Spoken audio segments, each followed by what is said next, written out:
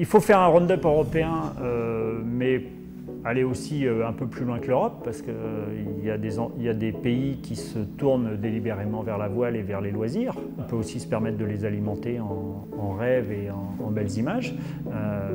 Mais il faut aussi faire plus d'efforts dans le sens de l'accès direct au public, quel que soit le pays, quel que soit le lieu, par des formats de navigation qui vont permettre à tout le monde de trouver son intérêt. Nous, en tant que sportifs, mais bon, de ce point de vue-là, à la limite, on n'est pas très exigeant, mais aussi que le grand public puisse arriver sur nos bateaux. Au niveau du circuit, aujourd'hui, on a engagé sur la France uniquement pour le départ ou l'arrivée du Tour du Monde, donc qui aura lieu en 2013, et puis 1 à 2 étapes par an du Tour européen. Voilà ce qui aura lieu en France.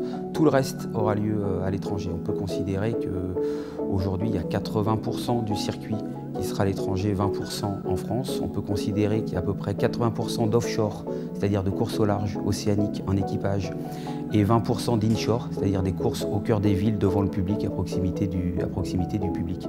Voilà à peu près les ratios. Le fait effectivement d'avoir comme ça une échéance avec un Tour d'Europe et un Tour du Monde, d'abord ça nous met un peu des étoiles dans dans la tête, et puis en plus ça permet vraiment de voir assez loin.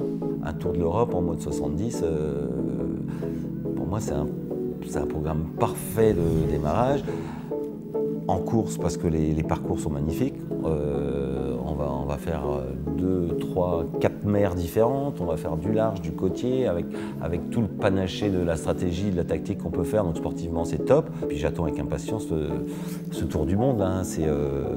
Puis moi un Tour du Monde qui passe par les bonnes latitudes, ça va me changer un petit peu. Donc on va non seulement découvrir du pays, on va être au soleil, on ne fait pas quand même une activité que masochiste, quoi. Panama et Suez pour le Tour du Monde en multicoque, ça permet aussi d'avoir une autre vision du Tour du Monde, une autre vision de la géographie et de la géopolitique.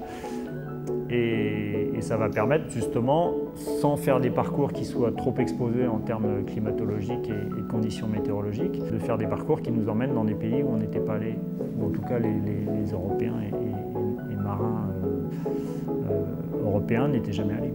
À côté du circuit de compétition des Tours de l'Europe et du Tour du Monde, ça va participer de l'histoire à raconter simplement. Parce que moi, je pense que l'activité qu'on fait, qu'elle soit sur une coque, 2 coques, 3 coques, c'est une continuation de l'histoire maritime.